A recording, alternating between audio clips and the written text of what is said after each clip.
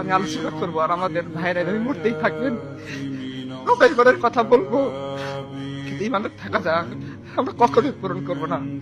আমরা আব্দুল্লাহ ইবনে সুবাইর কাতারে ঢুকে যাবো, কখন আবু বকর ওমরের মতো দাঁড়িয়ে মুসলিম উম্মার দায়িত্ব নিতে পারবো না। আমরা আমাদের আয়েশি জীবনটাকে পরিত্যাগ করে সে এক আল্লাহর দিকে ধাবিত হতে পারবো না, যে এক আল্লাহ আসমান এবং জমিন বানাইছেন, যে এক আল্লাহ আযাবের বাহিনীকে একাই পরাজিত করেছেন, যে আল্লাহ তার সাহাবায়ে কেরামের বাতাস লাগার মাধ্যমে হযরত বং পূর্ণভূমিকে ইসলামের আলো দ্বারা রঙিন করেছেন। আমরা হয়তো সেই আল্লাহর দিকে ফিরে যেতে পারবো না। মুসলমান, এখানে অনুষ্ঠান শেষ করে আমরা সবাই বাড়ি চলে যাবো। আমি কিছু সমাপনী কথা বলি, হয়তো টপিকের সাথে রিলেটেড কথা আমি বলতে পারবো না, আমি সব কথা ভুলে গেছি। কারণ আমার পূর্ববর্তী সম্মানিত বক্তার প্রত্যেকটা কথা আমার দিলের ভিতরে রাখতেছিল, আমার মনে হচ্ছিল আমি হচ্ছি সেই লাস্ট মুনাফিক, যে হয়তো যখন এই কাফেলা এখান থেকে রওনা হবে, আমি তখন আমার ওয়াইফের মহব্বতে আমার বিছানা আটকে ধরে থাকবো।